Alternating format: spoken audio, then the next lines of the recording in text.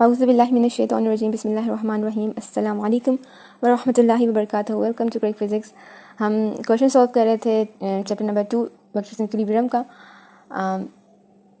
तो पिछली वीडियो में हमने 2.16 सॉल्व किया था। अब हम आगे वाले क्वेश्चन सॉल्व करते हैं। 2.17 में गिवन है कि if all the components of vectors a1 and a2 were reversed, how would this alter a1 cross a2? a cross 1 के अगर सारे इसके कंपोनेंट्स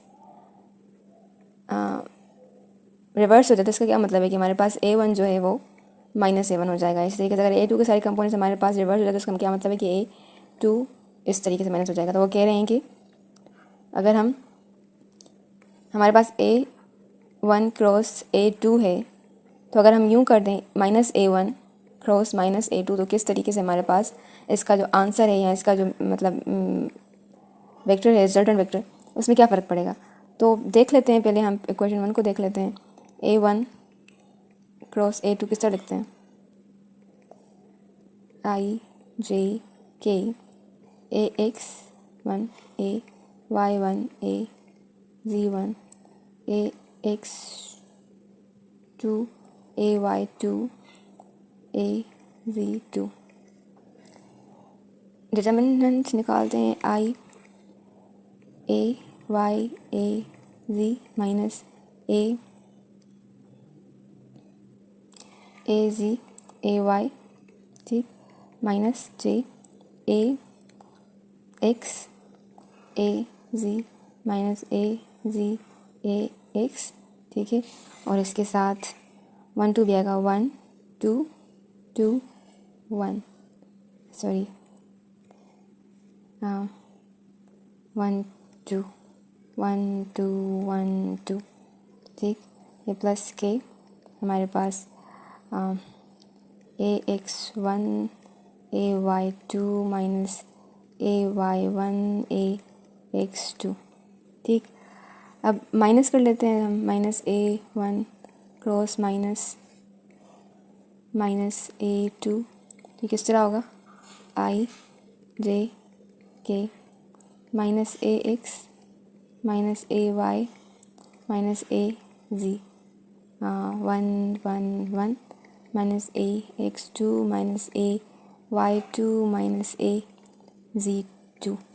तो किस तरह लिखेंगे, i दोनों के माइनस जो हैं वो प्लस हो जाएंगे, तो ax1 सॉरी x नहीं है y है, ये मतलब माइनस इंटू माइनस प्लस हो जाएगा ना, तो z2 और यहाँ पे माइनस इंटू माइनस प्लस हो जाएगा। ये फॉर्मूला का माइनस है, z1 y2 minus j ax1 minus cancel हो जाएंगे, 2 minus a z1 a x2 and then we have plus k, so a x1 y2 minus a y1 x2। सो यहाँ पे इन दोनों का जो आंसर है वो तो बिल्कुल सेम है। Equation 3 and equation 4 are equals, thus that means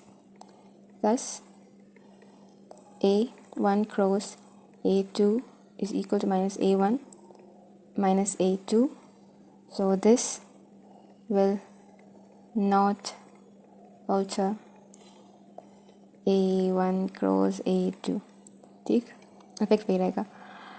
अच्छा, वो कह रहे हैं कि name 3 different conditions that could make a1 and a2 0।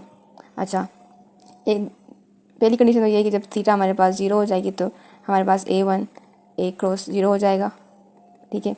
दूसरी कंडीशन है हमारे पास जब थीटा हमारे पास 180 हो जाएगा तब भी ये 0 हो जाएगा। तीसरी कंडीशन है कि हमारे पास अगर a1 भी 0 है एंड a2 भी 0 है तो फिर भी ये 0 हो जाएगा, ठीक। ये 3 कंडीशन है। उसके अलावा वो कह रहे हैं कि आइडेंटिफाई ट्रू और false statement and explain the reason. A body in equilibrium implies that it is not moving और रोटेटिंग।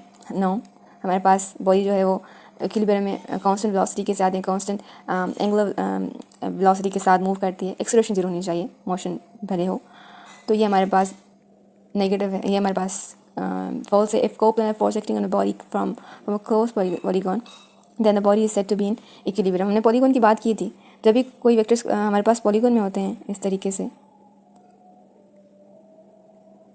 तो हमने ये सॉल्व किया था कि इन सब का सम जो है वो 0 होगा। आप हमेशा याद रखिए, जब भी कोई वेक्टर्स हमारे पास कोई भी क्लोज्ड शेप बनाते हैं ना, चाहे वो क्लोज हमारे पास स्क्वायर हो, रेक्टेंगल हो, मतलब ट्राइंगल हो, उनका सम 0 होगा। ठीक है, तो इस हिसाब से जो है वो सम 0 होगा तो बॉडी हमारे पास जब रेस्ट पर होगी तो हमारे पास कॉन्स्टेंट वेलोसिटी के साथ होगी, तो इसीलिए हमारे पास ये जो क्वेश्चन वो बी ठीक है।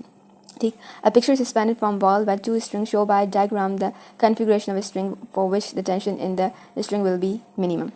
अच्छा, कह रहे हैं कि हमारे पास ऐसी कोई कन्फिग्रेशन बताएं जैसे हमारे पास बॉल में जो है वो एक पिक्चर लटकी हुई है दो स्ट्रिंग के साथ।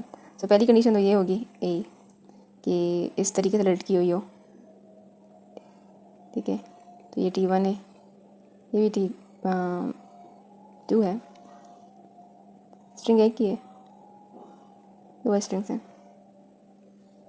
ठीक, सही। दूसरी कंडीशन है हमारे पास कि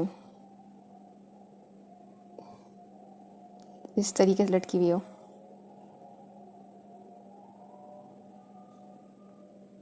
दोनों केसेस में यहाँ भी एंगल सेम ही होगी, वैसे आपस की बात है। और यहाँ पे हमारे पास तीसरी जो है वो ये है। ठीक है,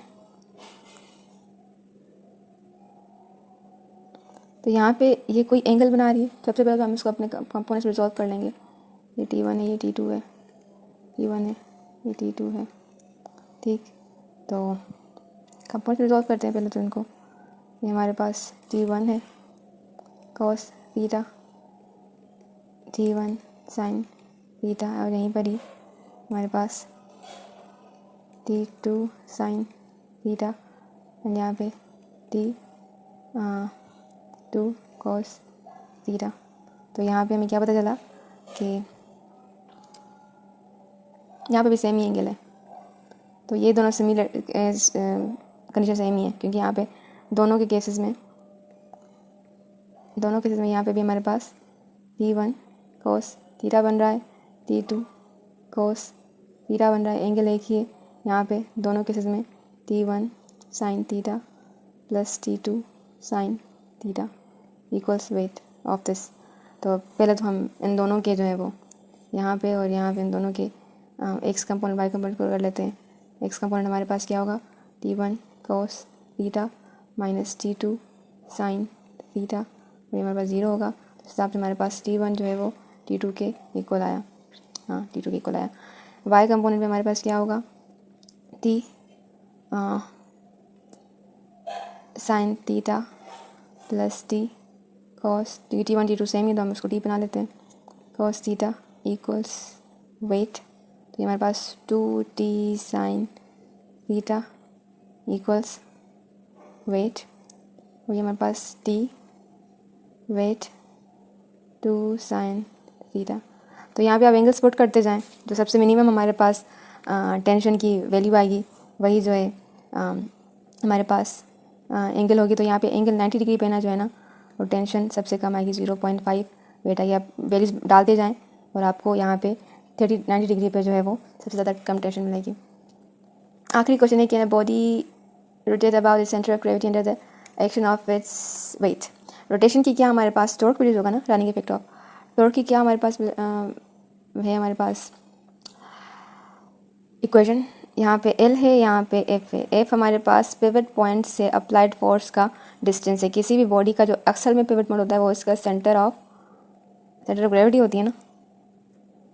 ये सेंटर ऑफ ग्रेविटी हमारे पास किसी भी बॉडी के जो सेंटर ऑफ ग्रेविटी है उसका असल पिवट पॉइंट होता है। तो पिवट पॉइंट से जो अप्लाइड फोर्स है हमारे पास, अगर ये एक है तो अप्लाइड फोर्स यहाँ पे है, जितना दूर होगा उतना ज़्यादा फोर्स लगेगा। अगर आप पिवट पॉइंट पर ही फोर्स लगा दें तो कभी भी रोटेट नहीं होगा, तो मुमकिन नहीं है। दस a body will never rotate about its center of gravity under the action of its weight because the moment arm is 0। ठीक है, so ये क्वेश्चन से सॉल्व हुए। हम नेक्स्ट वीडियो में न्यूमेरिकल से स्टार्ट करेंगे। वीडियो अगर पसंद आई तो लाइक कीजिए, शेयर कीजिए, सब्सक्राइब कीजिए। मिलते हैं अगली वीडियो में, तब तक के लिए अल्लाह हाफिज़।